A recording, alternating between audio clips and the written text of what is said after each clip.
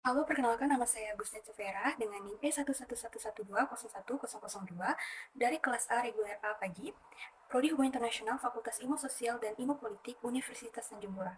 Baiklah, dalam video ini saya akan memaparkan tentang bahan kajian mengenai mata kuliah kajian strategis, yaitu tentang studi kasus keamanan atau dilema keamanan yang terjadi di negara Korea Selatan dengan judul Strategi Korea Selatan dalam menghadapi dilema keamanan akibat aktivitas nuklir Korea Utara. Oke, sebelum masuk ke pembahasan, kita akan terlebih dahulu mengetahui bagaimana latar belakang kenapa terjadinya dilema keamanan yang sedang dihadapi oleh negara Korea Selatan. Nah, jadi Korea Selatan merupakan salah satu negara yang berada di kawasan atau wilayah Asia Timur. Dan Korea Selatan merupakan negara yang berdekatan atau bertetangga dengan negara Korea Utara. Nah, kedekatan geografis antara kedua negara ternyata tidak adanya suatu keharmonisan di antara negara Korea Selatan dan juga negara Korea Utara.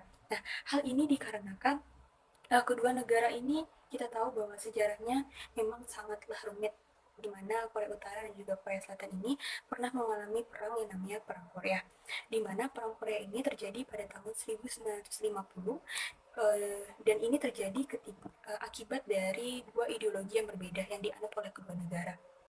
Dua ideologi yang berbeda yang dianut oleh kedua negara ini diakibatkan karena awal mulanya adalah berakhirnya Perang Dunia Kedua yang ditandai oleh kekalahan Jepang dan akhirnya membuat Korea ini yang semula adalah wilayah kekuasaan dari Jepang akhirnya diserahkan oleh negara-negara pemenang Perang Dunia Kedua, yaitu Amerika Serikat dan juga Uni Soviet.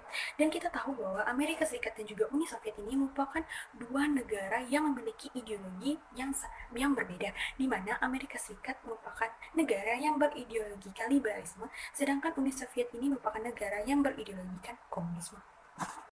Ancaman yang menjadi perhatian saat ini dan juga menjadi ancaman bagi pihak Korea Selatan adalah ketika Korea Utara ini semakin meningkatkan pertahanan di bidang militer mereka dan juga senjata nuklir. Nah, perhatian Korea Utara terhadap peningkatan kapabilitas pengembangan senjata nuklir ini telah terjadi sejak lama pada tahun 1956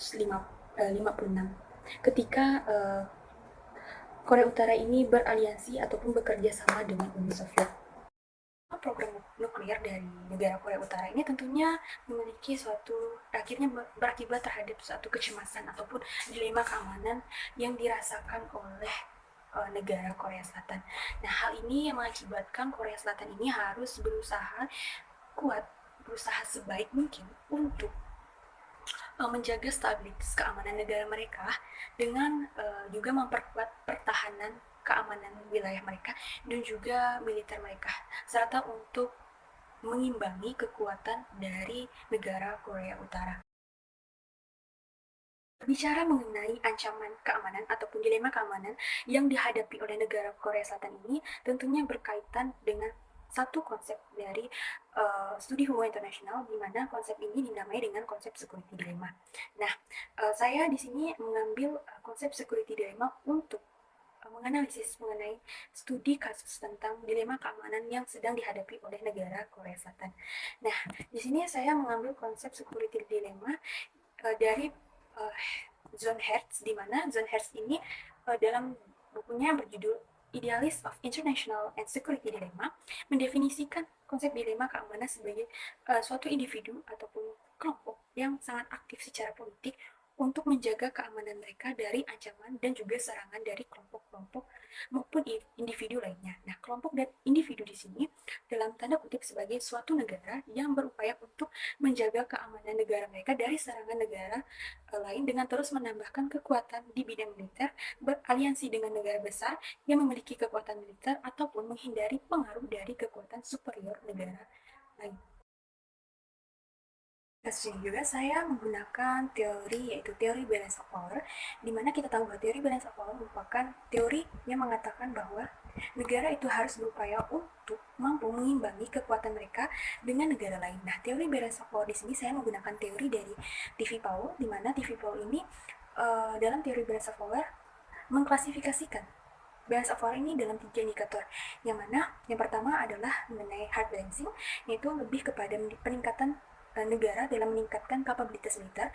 Lalu yang kedua adalah soft balancing, yaitu di mana negara ini berusaha untuk melakukan perimbangan kekuatan dengan cara non-militer atau lebih kepada penggunaan sektor ekonomi. Dan yang ketiga adalah asymmetric balancing, di mana negara itu berusaha untuk bekerja sama ataupun beraliansi dengan negara-negara yang memiliki kekuatan besar atau negara superpower. Sebab yang pertama adalah perkembangan militer Korea Utara. Nah, jadi perkembangan militer Korea Utara ini dalam bidang pertahanan juga militer telah dikembangkan secara masif pasca Perang Korea. Nah, salah satu buktinya adalah peningkatan kapabilitas pertahanan Korea Utara dimulai pada tahun 1990-an dengan diketahuinya aktivitas pengembangan senjata nuklir pertama dari Korea Utara. Nah, dalam beberapa dekade terakhir, Korea Utara ini telah membuat setidaknya 60 jenis misil dengan kapasitas cakupan yang beragam. Nah, ada pun beberapa di antaranya yakni rudal nuklir jenis Taepodong 1, Taepodong 2, Hwasong 5, Hwasong 6, Hwasong 7, Hwasong 12 dan juga Hwasong 13 dan rudal-rudal nuklir lainnya. Dalam upaya hard balancing di sini Korea Selatan dan melakukan perkuatan terhadap kapabilitas militer mereka. Nah, upaya ini dilakukan oleh Korea Selatan seperti melakukan program misil dan nuklir mereka yang telah berjalan sejak tahun 1970-an. Di mana Korea Selatan ini pada tahun 1978 telah berhasil mengubah jangkauan misil Nike Hercules menjadi misil balistik dengan jangkauan 150 hingga 250 km melalui Agency for Defense Development. Korea Selatan dan juga Amerika Serikat ini juga bekerja sama dalam pemasangan misil Terminal High Altitude Area Defense atau THAD. THAD merupakan salah satu ballistic missile defense yang dibuat oleh perusahaan milik negara Amerika Serikat yang memiliki fungsi untuk menghadapi misil balistik ketika misil tersebut berada di atmosfer. THAD memiliki sistem pertahanan terminal yang dirancang untuk menghadang berbagai macam rudal balistik dari jarak yang jauh hingga ketinggian yang sangat tinggi. THAD memiliki kemampuan untuk menghadang misil balistik melalui short range ballistic missile dan juga medium range ballistic missile. THAAD dijalankan dengan sistem pesawat C-17 milik Amerika Serikat yang di dalamnya memiliki 6 peluncur misil mobile.